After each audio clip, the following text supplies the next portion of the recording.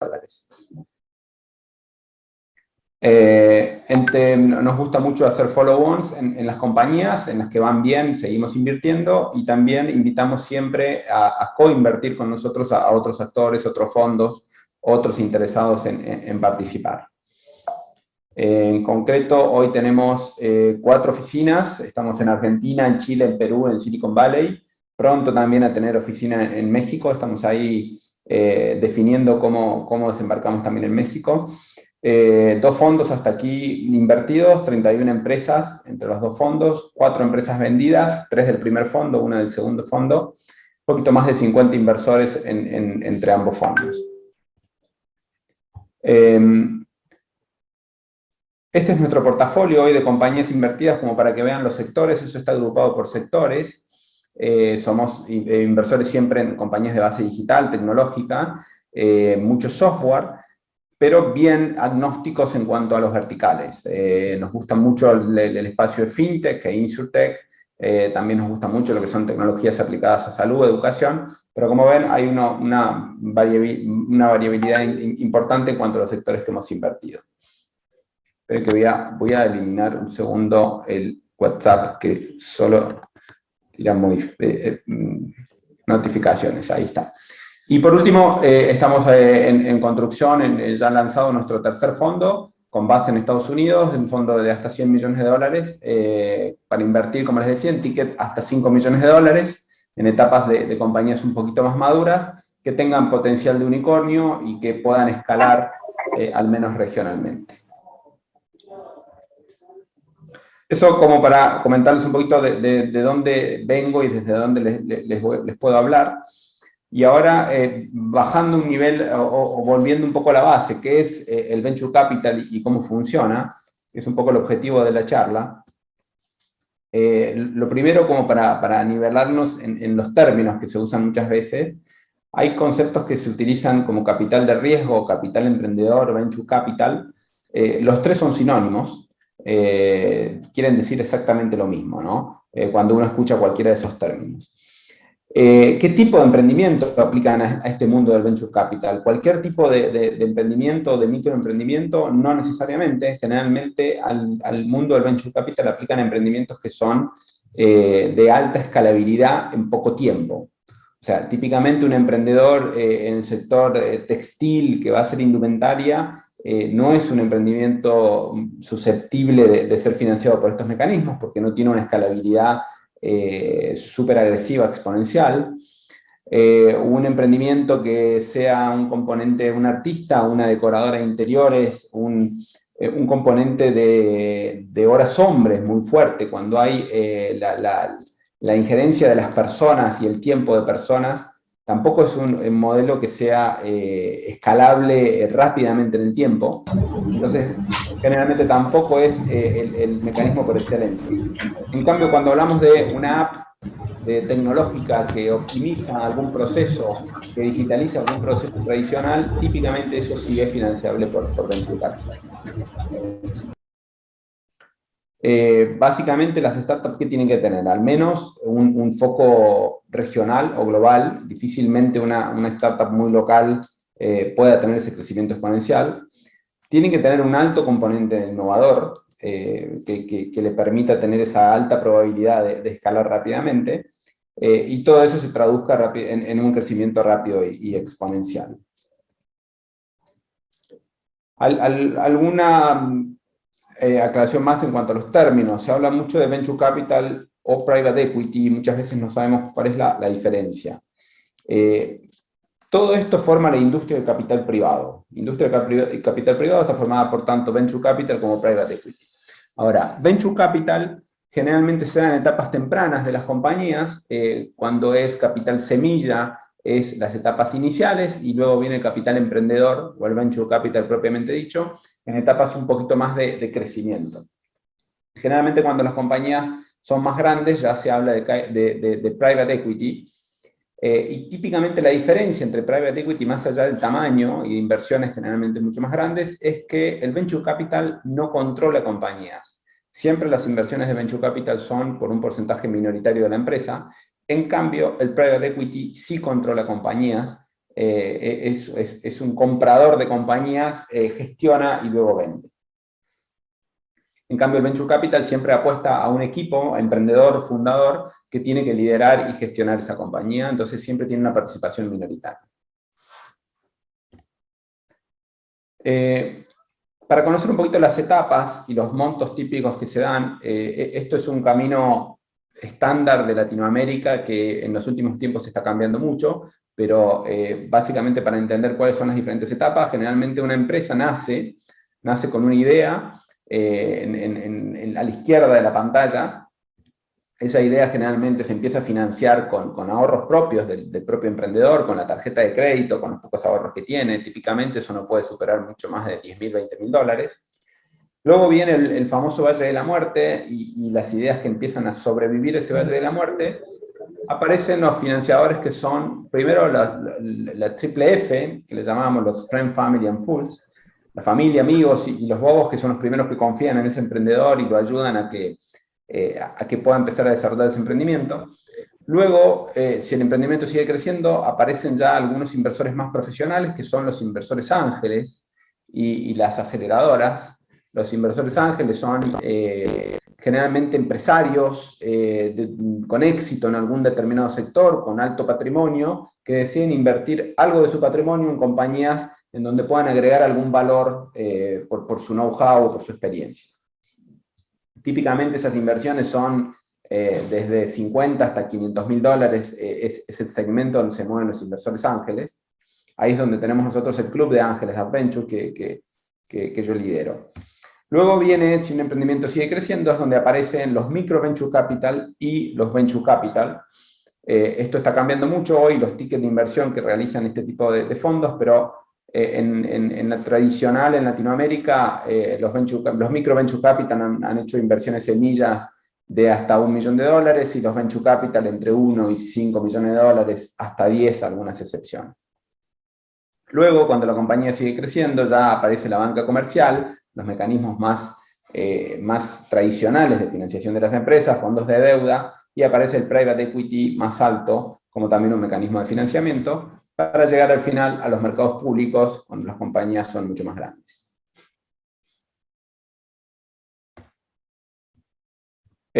Básicamente, ¿cómo funciona un fondo de Venture Capital? Muy rápidamente, un fondo lo que hace es levantar capital de diferentes tipos de inversores, de personas de alto patrimonio, de familias organizadas, de corporaciones, empresas y corporaciones, de entidades públicas e institucionales, fondos multilaterales está dentro de esto, bancos de fomento.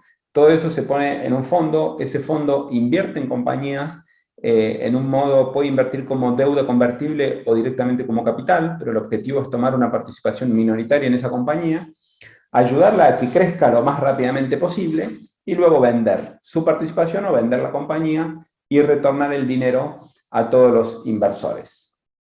El ciclo de cada inversión en cada compañía es de 5 años, pero el ciclo total de un fondo es de 10, típicamente. Cada compañía tiene un ciclo de vida de 5, pero en general el fondo está 5 años invirtiendo y luego 5 años saliendo de las compañías que invirtió los 5 años anteriores. Generalmente los administradores de un fondo de Venture Capital cobran un 20% del retorno generado a los inversores. Entonces ahí es donde se alinean mucho los intereses, los gestores del fondo solo van a ganar dinero si le hacen ganar dinero a sus inversores, si al fondo no le va bien, no es rentable, ese gestor no va a haber ganado dinero y va a haber trabajado 10 años sin ningún tipo de retribución, básicamente.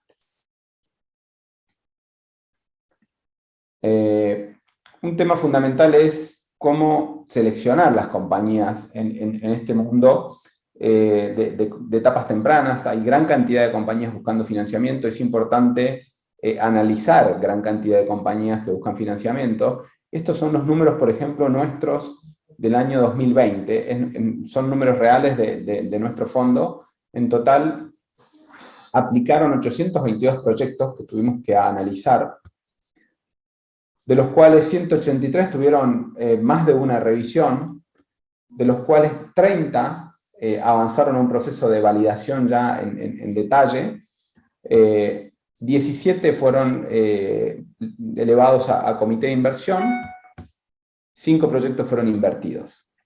Esta es una tasa normal que se viene repitiendo los últimos años. Típicamente estamos entre el 0,5 y el 1% de selección de proyectos.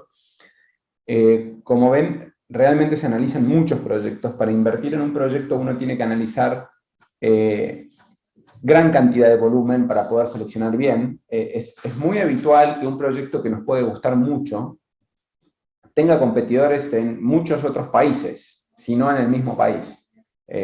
Típicamente uno se cree que conoce el emprendimiento, que es el gran innovador, y el emprendedor siempre le dice a uno, no tengo competencia, soy el único que hace esto. Pero cuando uno sale al mercado, se da cuenta que, el mismo emprendedor que en México hace eso, pero también hay uno en Colombia con la misma idea y traccionando hacia el mismo lugar, y hay otro en Chile resolviendo el mismo problema, y hay otro en Argentina, y hay otro en Perú, y en definitiva, los problemas en Latinoamérica se repiten bastante similares en nuestra región, y los emprendedores en diferentes países están buscando de solucionar el mismo problema. Entonces, es importante tener ese análisis antes de tomar una decisión de inversión, e invertir conscientes de contra quién vamos a competir, quiénes son los que están corriendo la misma carrera, quiénes están más adelante y quiénes más atrás. Por hablar un poquito más de cómo seleccionar los emprendimientos e invertir, básicamente acá no voy a entrar mucho en profundidad, pero uno generalmente cuando mira un proyecto y toma la decisión de invertir, analiza mucho el mercado, qué tan grande es ese mercado, si es un mercado en crecimiento, qué tan atractivo es el modelo de negocio, cuán escalable, cuán rentable, cuánta escalabilidad le podamos dar en la forma de hacer dinero ese proyecto. El producto, qué grado de innovación tiene ese producto, qué grado de diferenciación con la competencia. Generalmente uno se concentra mucho en esas variables y obviamente en el equipo. Y acá es donde viene el punto más importante. Si uno invierte en etapas tempranas, el equipo es lo fundamental, y yo diría que la experiencia nos ha demostrado que yo diría un 90% de la decisión tiene que ser el equipo y un 10% los demás temas que marcamos. Un equipo va a encontrar la forma de ejecutar un proyecto pivoteando, modificando el producto, modificando la idea, modificando el modelo de negocio. Y el equipo es fundamental para ir encontrando la forma de hacerlo exitoso. Si no tenemos un buen equipo, por más que tengamos un excelente producto, si no hay un buen equipo, ese producto no va a llegar a ningún lado. El equipo se va a ocupar de destruirlo, básicamente. Así que es mucho más importante tener un equipo que tenga experiencia, que tenga un propósito realmente claro, que tenga una ambición regional o global para levantar capital de terceros. Es importante, un poco la experiencia nos ha enseñado que tiene que haber una coherencia entre la experiencia del equipo con el sueño, con el propósito. Ejemplos concretos, si voy a invertir en un equipo que me dice que va a generar una compañía global y le va a vender a todo el mundo, y ese equipo no tiene un buen nivel de inglés, o ese equipo no estudió, no trabajó, no ha tenido alguna interacción viviendo en el extranjero y solo estuvo en su mercado, difícilmente llegue a tener un producto global. No tiene forma o tiene muy baja probabilidad de éxito para tener un producto o un desarrollo global. Entonces, ahí miramos mucho que tiene que haber una coherencia entre el expertise, la experiencia de ese equipo y el sueño a donde quiere llegar, y luego la planificación de los pasos de cómo llegar hacia eso. Otro elemento importante del equipo es no invertir en un emprendedor que esté solo. Lo ideal es que sea un equipo de fundadores que sean al menos 2 o 3, ideal si son 3, un fundador con experiencia en tecnología, un fundador con experiencia en finanzas y otro con experiencia en negocios. Son los 3 perfiles complementarios que hacen el equipo ideal, ¿no? ¿Qué está pasando con este fenómeno en Latinoamérica? Seguramente habrán escuchado mucho de lo que está pasando este año con el tema de los unicornios. México está produciendo varios, así que en la región se está realmente viendo una velocidad que nunca antes habíamos visto. Primero, ¿qué es un unicornio? Para definirlo, si alguno escuchó y no sabe muy bien qué es, un unicornio es una startup tecnológica que alcanza un valor de $1.000 millones como empresa privada, es decir, sin cotizar en la bolsa. O sea, tiene que ser sin haber hecho una IPO o haber abierto su capital en la bolsa. Tiene que haber superado el valor de $1.000 millones. ¿Cómo se da ese valor de $1.000 millones en empresas que no cotizan en bolsa? Y que generalmente tampoco han tenido un comprador. Estas valorizaciones las están dando justamente los fondos de Venture Capital que van invirtiendo en las diferentes etapas de la compañía y le van dando un valor de acuerdo a las expectativas que tiene esa compañía al final, cuando salga a la bolsa o cuando sea comprada por algún competidor estratégico.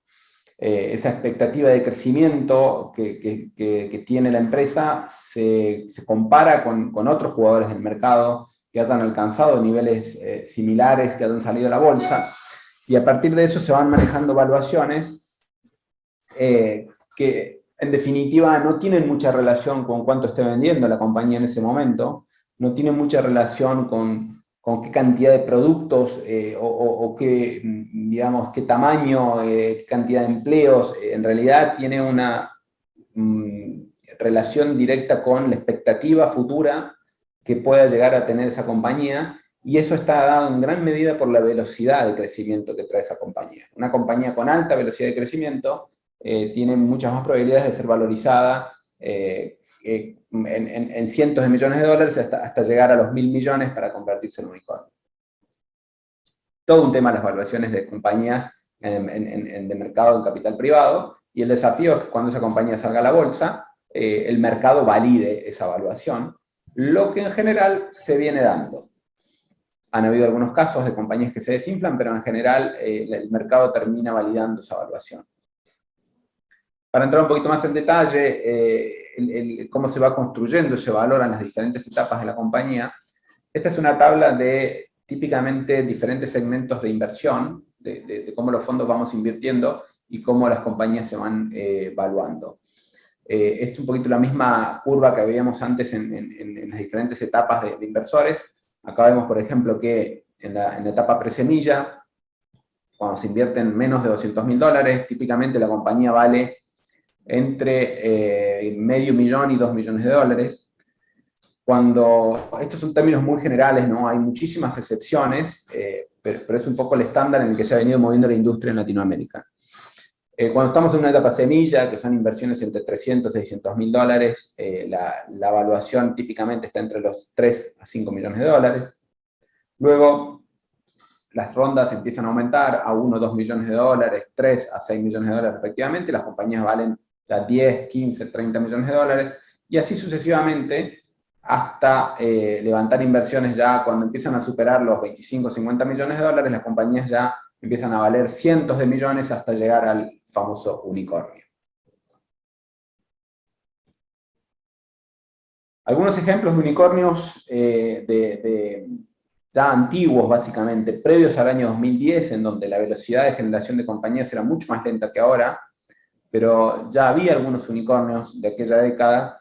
Ahí podemos ver algunos de México, algunos de Argentina, típicamente eran los únicos en la región que generaban unicornios hace una década. Pero eso empezó a cambiar en los últimos años de manera muy acelerada, y estos son, por ejemplo, los unicornios generados en los últimos años. Vemos que en 2018 se generaron 6 unicornios, en 2019 y 2020 5 en cada uno de esos años, y en 2021 estamos viendo que ese número se dispara, ya van 8 en lo que va del año, y todavía no hemos terminado, se espera que alguno más aparezca antes de fin de año. Con lo cual se está viendo que la industria en Latinoamérica está con un boom de valorizaciones, de inversiones que están bajando hacia la región, y eso está valorizando compañías como nunca antes vimos.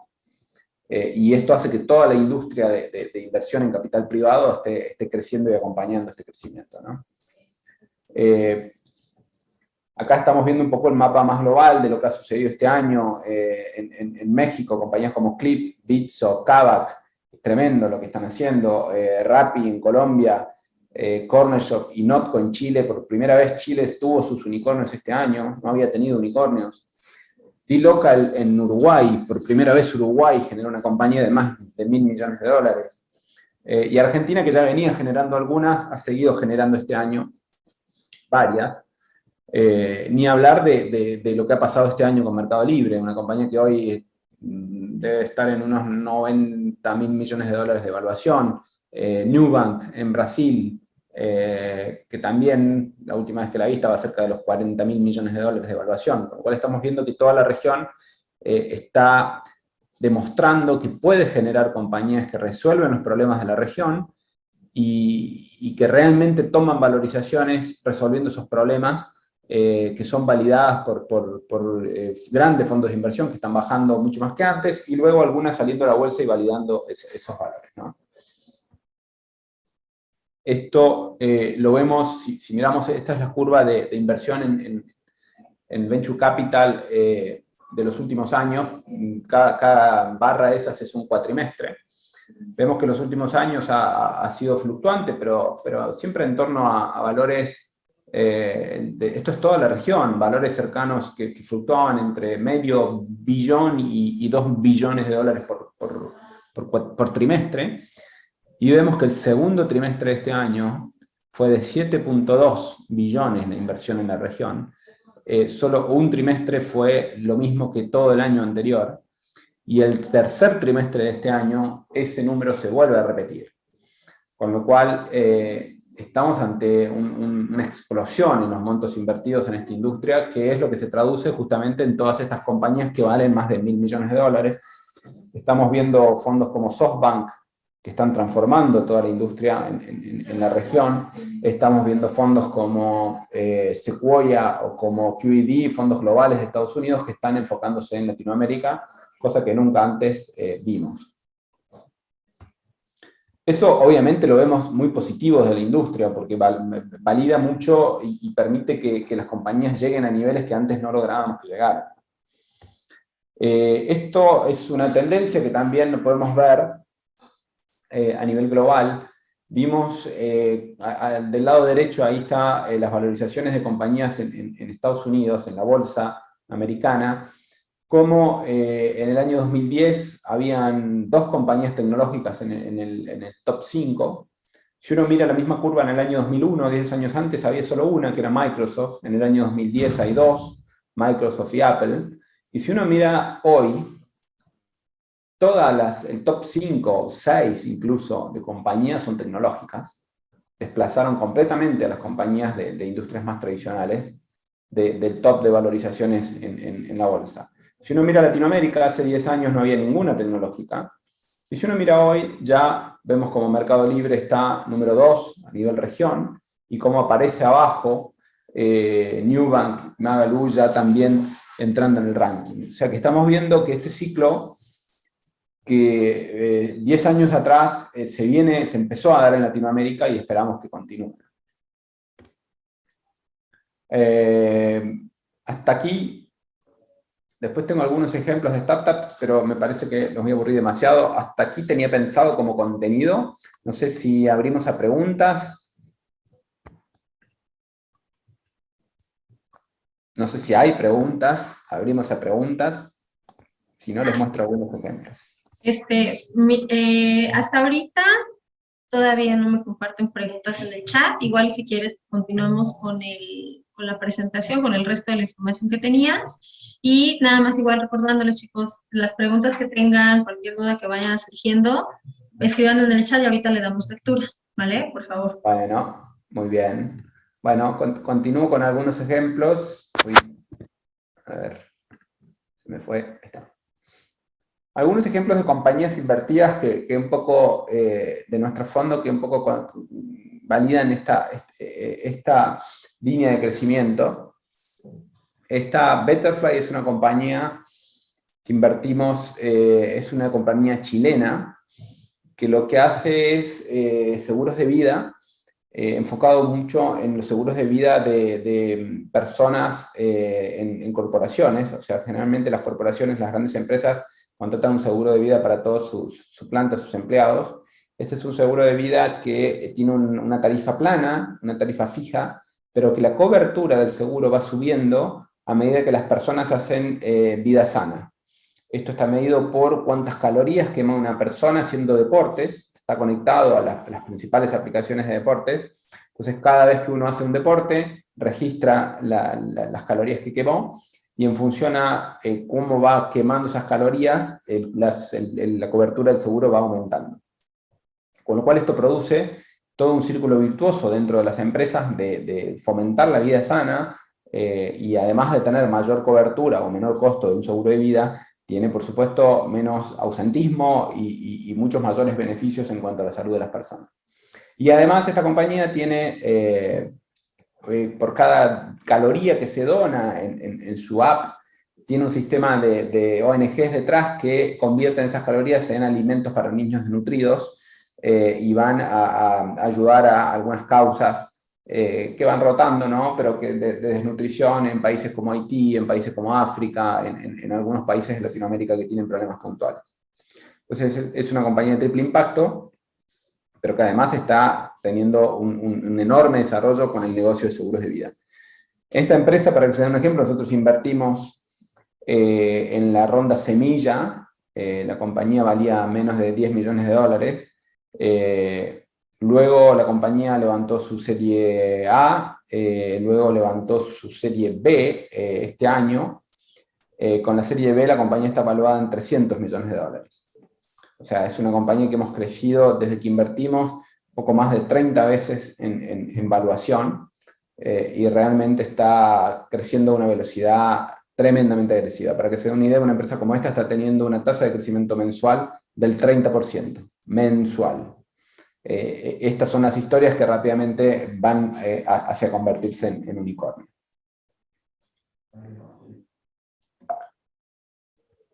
A ver, algún ejemplo más. Esta es una compañía argentina que invertimos previo a la pandemia. Es una compañía de logística de última milla, opera también en México. Le está yendo muy bien en México incluso. Es una empresa que invertimos y operaba solo en Argentina, y cuando posterior a nuestra inversión la ayudamos a que abriera operaciones en Chile. Luego vino la pandemia. En pandemia la compañía se vio muy potenciada por el crecimiento del e-commerce, y durante la pandemia abrió mercados en México, Uruguay y Perú, y en un año logramos que multiplicara por 10 sus ventas,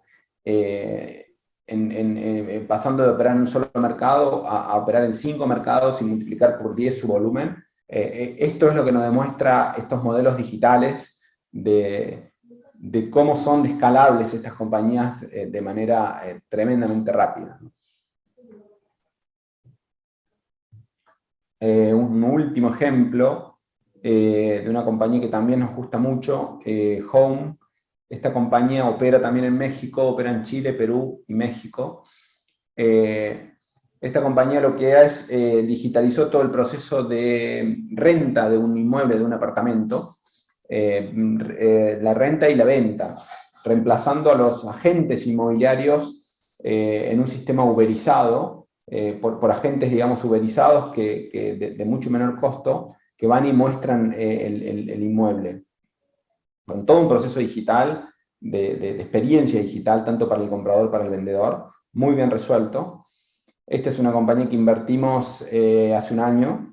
Luego que invertimos pasó por Y Combinator, levantó su serie Semilla de $8 millones, y es una compañía que ahora acaba de levantar su serie A, acaba de levantar $35 millones. Nosotros estamos teniendo un múltiplo de más de 10 veces la participación de nuestra inversión, la valorización de nuestra inversión, en solo un año. Esto sucedió en un año. Y esa curva que se ve ahí es justamente la curva de ventas. Eso es lo que, en realidad, cuando uno invierte es siempre lo que esperaría ver, ¿no? Que se dé esa curva en el crecimiento de las ventas, la famosa curva exponencial, o el hockey stick, el palo de hockey, básicamente, que es cuando una compañía realmente sus ventas se empiezan a comportar de manera exponencial. No sé si hablé muy rápido. No, creo que vamos bien. De hecho, pues ha estado bastante interesante justamente esto del tema de las empresas unicornio, ¿no? Acá tengo una pregunta que nos hace Maudana y nos pregunta que cuál es su opinión sobre fondos que están invirtiendo en pre-seeds como Flash Ventures. ¿Qué ventajas, desventajas de buscar fondos así versus empezar con Friends and Family? Me imagino la pregunta es desde el lado del emprendedor. El emprendedor buscar fondos de seed o Friends and Family. A ver, los fondos de seed o pre-seed están haciendo un trabajo fenomenal. Nosotros empezamos siendo también pre-seed, seed. Es donde más se necesita la intervención de fondos de inversión porque es donde hay mayor riesgo. Cuando las compañías ya empiezan a escalar, ya empiezan a tener esas curvas de crecimiento, es más fácil levantar fondos y los fondos tenemos menos riesgo cuando invertimos ahí. La intervención en pre-seed es fundamental para que las compañías se puedan desarrollar y es fundamental que fondos vayan a ese nivel de riesgo para que sea viable el crecimiento. En cuanto a compararlo con Friends and Family, básicamente es un tema, a ver, hay un primer tema de monto. Friends and Family generalmente llegan a un monto pequeño, porque después la compañía necesita mayores fondos y difícilmente la familia o los amigos puedan invertir. Y lo segundo es el nivel de profesionalismo. El Friends and Family no profesionaliza la compañía, no le agrega valor estratégico. Y también toma una decisión de inversión muy subjetiva, por un sentimentalismo, por conocer al emprendedor. En cambio, los fondos de presemilla ya le dan mayor valor agregado y también en la toma de decisión de la inversión tienen mucho mayor profesionalismo o objetividad al momento de definir si es un emprendimiento que tiene que levantar ese monto de inversión. Porque, a ver, lo que tenemos que evitar, por un lado, tenemos que fomentar que muchos emprendimientos levanten capital para tener mayor desarrollo de startups, mayor crecimiento de empresas, mayor empleo. Pero del otro lado también le hace muy mal a la industria que compañías que no tienen ninguna probabilidad de éxito levanten mucho capital, porque eso deja malas experiencias a los inversores, destruye valor de esa compañía. Entonces, lo importante es que obviamente hay muchísimas compañías que fracasan, pero claramente no todas las compañías son susceptibles de levantar capital y muchas veces el Friends and Family no ve esa distinción porque hay un tema sentimental de por medio, ¿no? Ok, muchas gracias. También tenemos acá otra pregunta de Gustavo. Y dice, cuando menciona que el Venture Capital tiene una participación minoritaria en las startups, ¿de cuánto es este porcentaje? ¿5 o 10%? Típicamente el rango es entre el 5 y el 15%. Depende de cada fondo y la estrategia de cada fondo, pero ese es el rango medio, 5 a 15%. Hay algunas excepciones de fondos que quieren tener el 20% y algunas excepciones de menor, pero 5 al 15 es el rango típico. Ok, y también aunada a esa pregunta nos comenta Gustavo, ¿y solo entran en series semilla y A de inversión? Nosotros sí, solo entramos en semilla y hasta series A. Podemos hacer algún follow-on en serie B, pero en nuestra tesis de inversión está, sí, semillas y series A. Perfecto. Tenemos por acá otra pregunta de Jacobo. ¿Qué perfil debe tener la persona que quiere invertir con ustedes y qué proyectos nuevos tendrán? A ver, ¿qué perfil? Es buena la pregunta. Nosotros tenemos 3 tipos de inversores en nuestros fondos. Tenemos inversores institucionales, que son fondos multilaterales, fondos de fondos, bancos de fomento. Tenemos inversores family office o corporaciones que ponen dinero en un fondo de manera de tener acceso a ver por dónde está pasando la innovación. Y luego tenemos inversores individuos de alto patrimonio que deciden diversificar parte de sus inversiones personales en este tipo de productos. El perfil que tiene que tener es simplemente tener una diversificación de su patrimonio, estar conscientes de que uno no puede poner el 100% del capital en este tipo de productos, son productos de riesgo que tienen un altísimo retorno, pero también tienen un alto riesgo. Entonces siempre se aconseja que haya una pequeña proporción de 10, no más del 20% de una cartera de inversión en este tipo de productos. Y luego hay dos tipos de inversión. A ver, hay dos formas de invertir en startups. Una es ser un inversor ángel, invertir en directo, y otra es invertir en un fondo. Y ahí los perfiles también son diferentes. El inversor ángel quiere involucrarse con el emprendimiento, estar en el día a día cerca del emprendedor, poder ayudarlo más de cerca. Y el inversor de un fondo lo que busca es diversificar su inversión en 20, 25 emprendimientos. Nosotros con un fondo, cada fondo invierte en 20, 25 emprendimientos, entonces hay un trabajo de diversificación y hay una probabilidad de retorno mucho más alta. Pero también el inversor está un poquito más lejos del emprendedor. Si bien el fondo facilita o fomenta que haya mucha interacción entre las empresas invertidas y los inversores, no es lo mismo ser el socio directo en un emprendimiento que ser el inversor de un fondo que es el socio en un emprendimiento. Entonces, es un paso más lejos y es un gran beneficio del lado de la diversificación. Ahí, para complementar lo que yo diría, si lo que siempre le digo a los inversores, y esto acá me pongo el sombrero del Club de Inversores Ángeles, siempre que van a invertir como ángel, yo lo que les sugiero es que por favor diversifiquen como ángeles. O sea, no invertir en uno o en dos emprendimientos. Si uno quiere invertir en directo, tiene que invertir en muchos emprendimientos. Si no, no va a tener probabilidad de éxito. Tiene que haber una estrategia de diversificación, siempre, sea como sea.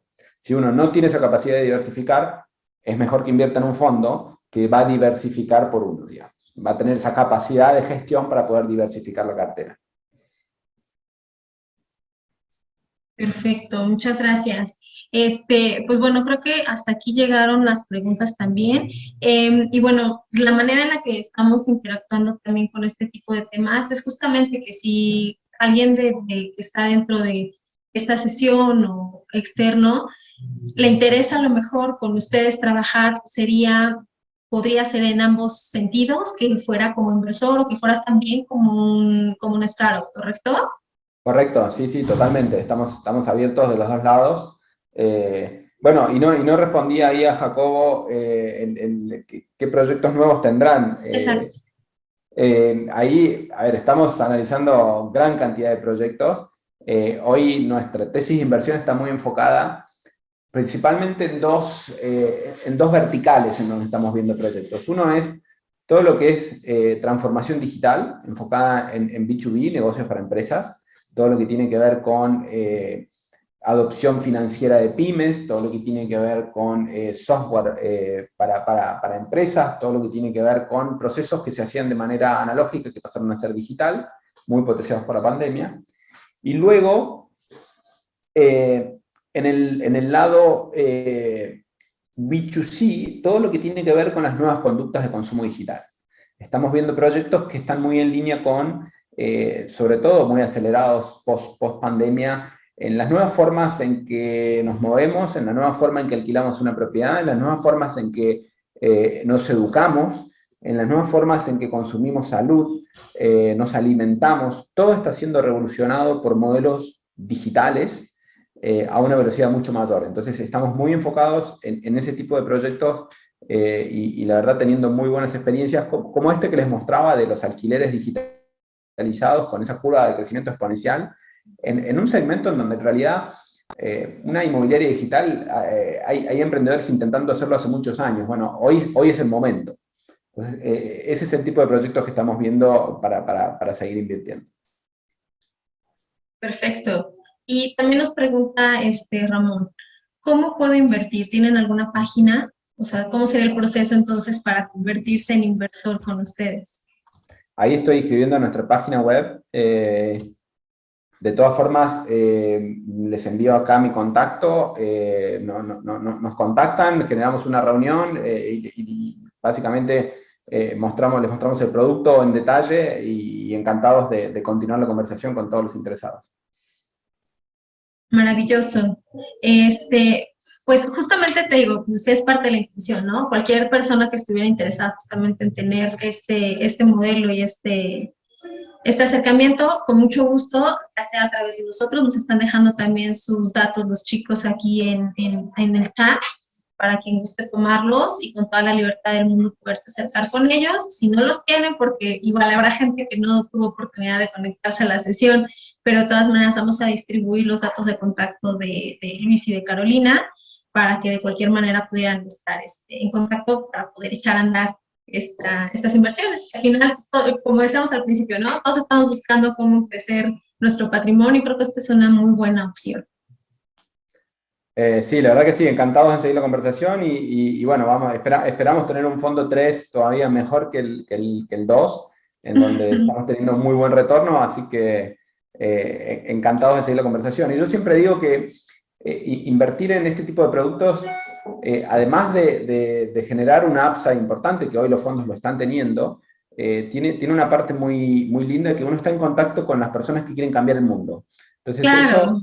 eso es una energía positiva fantástica, ¿no? Porque le pasa a todos mis inversores de mis fondos anteriores, cuando les mando el reporte, cuando tenemos las reuniones, todos me dicen, hoy qué bueno llegar a esta reunión, porque me saco todos los problemas de la diaria y vengo a escuchar cosas positivas, cosas que a uno le gusta escuchar. Entonces, esa es la parte linda de este segmento, ¿no?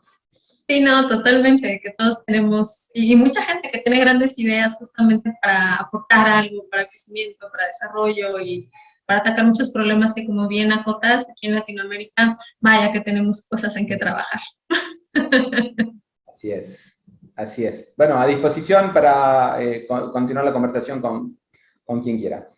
Perfecto, muchísimas gracias por el tiempo. Nuevamente a todos les agradecemos mucho el que confíen en los temas que les estamos trayendo y acercando. Recuerden que siempre vamos a tener temas de interés para todos. Todos obviamente están más que invitados. Vamos a estar pendientes ahorita ya en diciembre, ya nos vamos todos a festejar. Entonces retomaremos nuestras sesiones en enero, que también ya les traemos preparados un pool de sesiones muy interesantes. Y bueno, no se pierdan de todas maneras la oportunidad de trabajar con los chicos de Alaya porque se ve bastante interesante. Muchas gracias a todos nuevamente. Muchas gracias, Luis. Excelente. Muchas gracias, Cintia. Gracias a ustedes. Un Que placer. tengan un bonito día a todos. Chao, chao. Hasta luego.